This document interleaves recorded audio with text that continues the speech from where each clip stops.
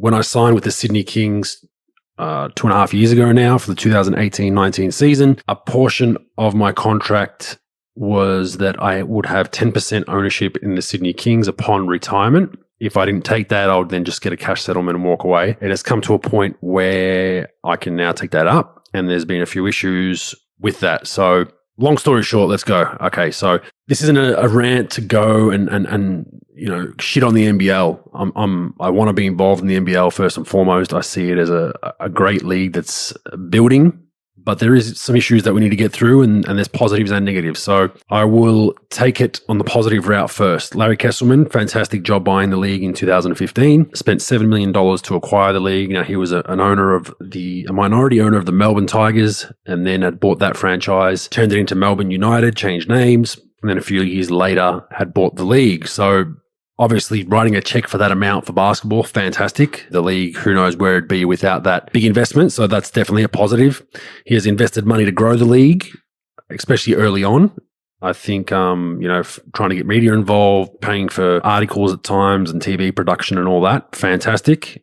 This has been mentioned numerous times. So Larry has done a great job investing, but it has been mentioned year on year on year on year. So everyone's definitely aware of it. Competition has gotten much stronger. We now are in a position where former NBA players, even fringe NBA players, now look at the NBL in serious consideration. Whereas I think 5 years ago, they wouldn't even bother.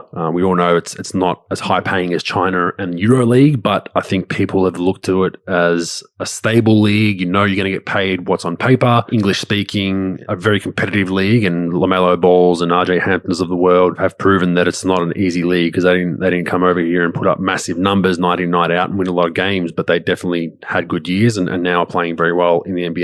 So the competition is doing fantastic as far as that goes. I think it's the most competitive it's ever been in the history as far as player talent. Our homegrown talent now is starting to stay local, which is a fantastic sign. Josh Giddey's a prime example, playing with Adelaide, potential first-round pick in next year's draft. Elected to stay in the country and play in the NBL, not go to college, not go to EuroLeague, not go to China. It's great. Larry got it back on free-to-air TV, even though it wasn't a paid deal. It was back on free-to-air TV, so that's a big move where you didn't have to pay for a specific service to catch a few games here and there. The fans, loyal, passionate, they've seen it all. The league was almost bankrupt a number of years ago. Teams have gone under numerous times over the last 30, 40 years, but the fans are a passionate group. They know their basketball and they enjoy coming. The attendance is growing year on year. We've seen that, especially since Larry has taken over, which has been a fantastic job. So I think the NBL's done a decent job in pushing media placement, especially early on. I think over here, I think sometimes you have to invest in the media and lose some money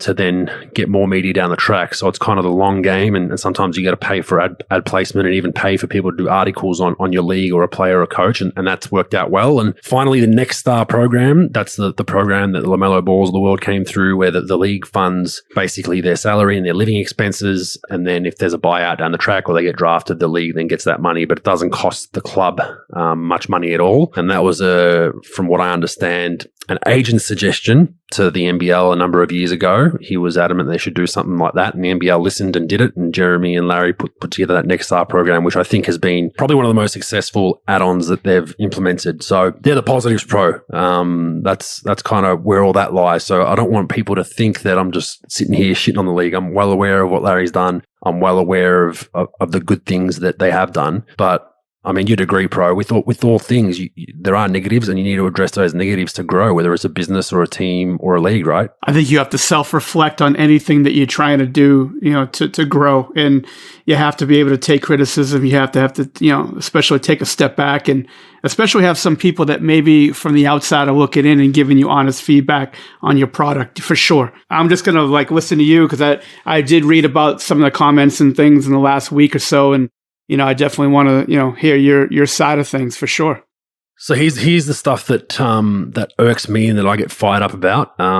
It can be deemed as negative. To me, it's a negative isn't always a bad thing, because I think, as we just discussed, it's something for you to improve on. And no league's perfect, no owner's perfect, no, I'm not perfect, right? So we all make mistakes. So as I said, Larry has invested his own money. He's funded the league from day dot once he got involved. The issue with this is it's generally brought up a lot by the league and Larry whenever there's a bit of pushback or disagreement upon certain things. It's like, well, I invested my money and I'm the owner and all of that. And I think it's at a point where we either need to have kiss each other, a hug, bake you a cake, give you a handshake, whatever we need to do to thank you for investing that money. It's been well publicized every year since he's been involved. Everyone knows it. Kudos, Larry. You invested a lot of money, but we need to move on from that to help this league not just grow slowly in the arrow. I'm greedy. I want this league to be that clear number 2 one day. And that's what you should be driving for. That's what your GM and your CEOs and your board members all should be driving for. If they're not driving for that, you shouldn't be doing it. So with that comes the fact that Larry owns interest in multiple teams. That's no secret. He's still involved with Melbourne United in some capacity. I don't know what his stake is there. There's rumors that there's other teams that he's involved with that should be sold down the line, but that's a huge conflict of interest. Now it comes back to, you bring that up. Well, I funded the league, so I can kind of do that. Well, when you're looking at it from a point of view where NBA players, potential NBA players, future stars are coming over here, it's kind of an elephant in the room, right? You got a league owner that then has, how does that work? Are you favoring those teams? He might not be, but it opens that question of is this the most professional way to handle things? And to me, it's not. Larry needs to sell ownership in teams that he has if he wants to be the league owner, or vice versa. Turn the NBL into a board of governors type setup like the NBA, and we'll get to that a little bit later. And then you can own whoever you can own a percentage of a team. Along the way, I've been told this is not the NBA. We don't have that budget. Whenever I brought up issues to the NBL, right? So here are some non-financial issues, in my opinion. The first one that has been in the news is the decals. Now, okay, maybe a little bit of a financial issue because you might lose a sponsor or two, or that check might be halved. But for those that don't know, there's decals on the NBL floors, right? It seems every weekend somewhere in Australia, there's a player slipping on a decal. And it's been an issue not only for the last 2 or 3 years, but for the last 20, 30 years. There's been a guy named John Gilchrist, I think he played at Maryland maybe. He did his knee, I'm pretty sure, in the NBL on a decal. A number of years ago. No one probably talks about it to this day, but it's a frustrating point because it's constantly brought up, and the pushback from the league is, well, we'll do a better job cleaning the decals. Oh, well, we've tested them. Oh, they're FIBA standard. Well, that's all good and well, but players are still falling over. And you need to protect the safety of your players at all costs. And until, I don't know, I have a kind of hunch that maybe condensation in moisture in the air, there's a bunch of different things that could be affecting those decals, that it's not as simple as that they're just simply wet. Because if the floor was wet, that players would be slipping kind of off the decals, but it just seems like there's a lot of players going down, looking like they're getting sniped. Players in the NBL have publicly voiced their concern, the ones that have the balls to do it. More than a few have reached out to me personally and asked for me to beat the drum because they're either scared or they've been told not to talk about it. That's one easy fix off the bat. Get rid of the decals for now until you figure out a way where no one's going to fall over. If you're a sponsor, you don't want some kid like Josh Giddey doing his knee on your sponsorship logo. I don't think that's good ad placement, bro. I don't know about you. No, absolutely not. Yeah. Absolutely not. It's not a good look for sure. It's not. So that's number one for me, right? And that just comes down to professionalism, and are you looking after your players and taking their best interest in mind? Now you can definitely, say, well, we're trying our best, we're cleaning, we're doing this, we're doing that, but until we get through a weekend that no one slips on a decal, I'm going to keep beating this drum. Number two, when I joined the league in 2018, the apparel was an absolute shit show. I'm not going to sugarcoat it. The owner, Larry Kesselman, had given apparel rights to his son, who was starting a company called First Ever, apparel brand. They did all the NBL jerseys and shorts. Now, the reason why I have an issue with this is because multiple times after our warm-ups, I would walk onto the court, tuck my jersey in, tie my shorts up, and as you do that first knot on your shorts where you tighten it, the string would end up in my hands, out of my shorts. Right? So I'm walking out to play a professional basketball game. I have to yell to my equipment manager, our team manager, go get me another pair of shorts out of the locker room. My string just broke. Now, this didn't happen once or twice. This happened 5 or 6 times throughout the season. So you go back to league and you say, look, these aren't up to standard. And Larry was a little bit touchy about it because it was his son running the apparel. And it was a bit of pushback because it was a soft spot for him. It was an emotional spot for him. And I get that. Your son's running it, but that's not professional. And that's not a money issue that you can come back to me and say, hey, Bogues, we're not the NBA. We don't have that budget. That's number 2.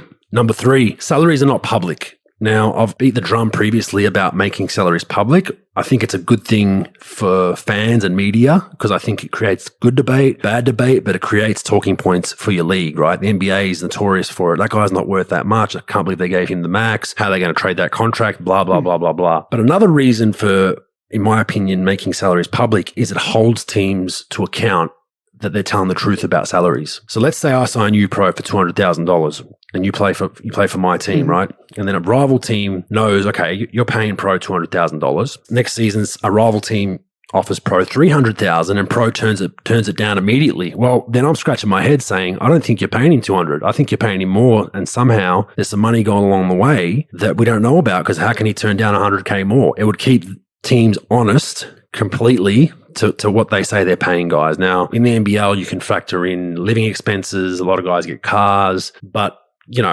want to try and keep teams as honest as possible. And I think that's a perfect way. When everything's public, you've got your kids on Reddit sometimes that'll scrutinize things to the T and they'll figure out if someone's lying or numbers don't add up. And that's one of my main reasons. Number two, we have a luxury tax system, right? So teams can go over and they pay a luxury tax back to the league. This money is then supposed to be split up into a pool that goes to the kind of smaller market teams, similar to the NBA to an extent. There's a board that designates how much clubs get that have to actually apply for it, but none of it's made public. The CEOs supposedly get a basic rundown of it and the owners, but it should be made public because it then shows us that you're doing the right thing with that money. Right now, we don't know where it's going, how it's getting there, how much it is, how much teams are over the tax threshold. You make salaries public, all of a sudden, your team needs to abide by those rules, and if they're not, people will start to figure it out. I think that's just a huge point on if you want to keep this thing professional, you need to really make players' salaries public. Now, the union says that some players don't want that. They don't want their details out in the public, and maybe there's an argument to that. But I think it's a positive for the players because then you'll definitely know that if I'm a similar position player to someone, I'm just as good as him and he's getting X, I know I can compare market value. Whereas right now, there's this big secret James Bond type thing with player contracts, and I just don't think it's transparent. So you don't have transparency. What does that look like? Unprofessional, right? Number 4, we have a fine protocol, right? So getting fined, whether you're a CEO, a coach, an owner, a player, whatever it is, the NBA has a clearly outlined fine system of what is finable, and then they have a follow-up of what it amounts to. We don't have any of that.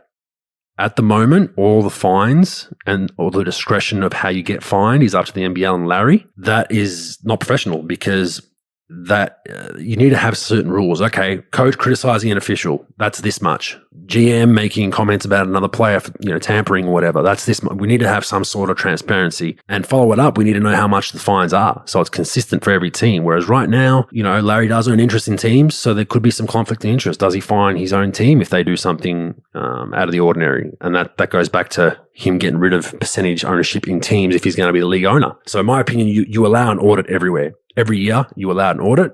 You make sure that it's done properly. But to top that off, you got to have player salaries public, in my opinion. A few quick ones. There's a contract review committee. You like this one, Pro. So this one means if I'm making $200,000 this year and next year I'm 35, I'm going on to 36, I'm thinking about retirement. I'm like, you know what? I'll do a sweetheart deal with my own club. I'll just take the minimum of 60, 70K and play my last year. Can't do that.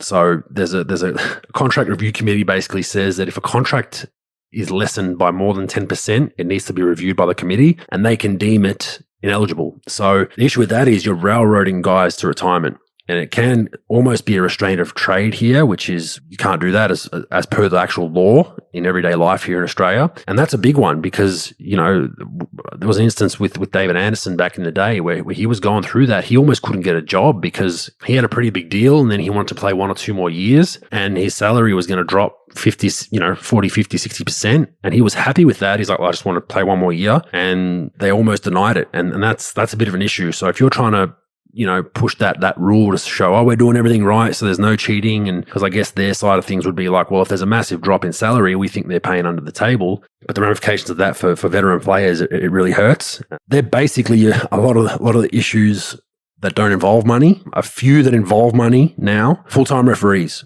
I think we have 2 full-time referees in the whole league. The rest are part-time. Now, the refs cop a lot of blame like they do in all leagues. Even from me when I played, I went at them numerous times. I'm not going to lie, I'm a fiery guy.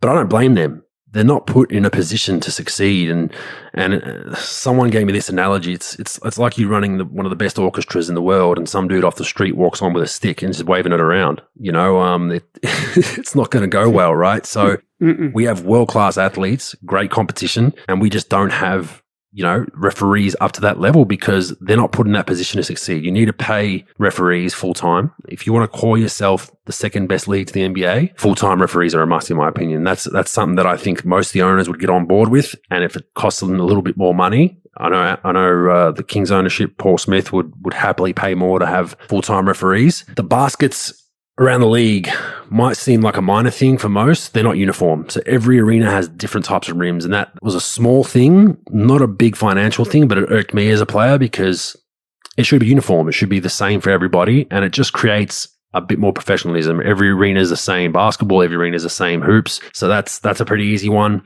The final one I had was around commentary. So the NBL pays all its commentators. There's some good ones. There's some bad ones. We're not going to have that argument. But one thing I cannot stand is there are commentators butchering player names still in round 5, 6 of the league. They are butchering players' names. They are funded by the NBL to be commentators. NBL, get those people in a room, run through every player's name on a roster, how to pronounce it. There's just no excuse for that. There's no excuse for not knowing players' names. And some of them are some of the biggest names in the league that you're just absolutely butchering. So that's my long-winded spiel, pro. Like I said, the owner will most likely fire back and say something along the lines of, it's my league. If you don't like it, get out. So I just want people to have a feel for, I'm not here to throw stones at the NBL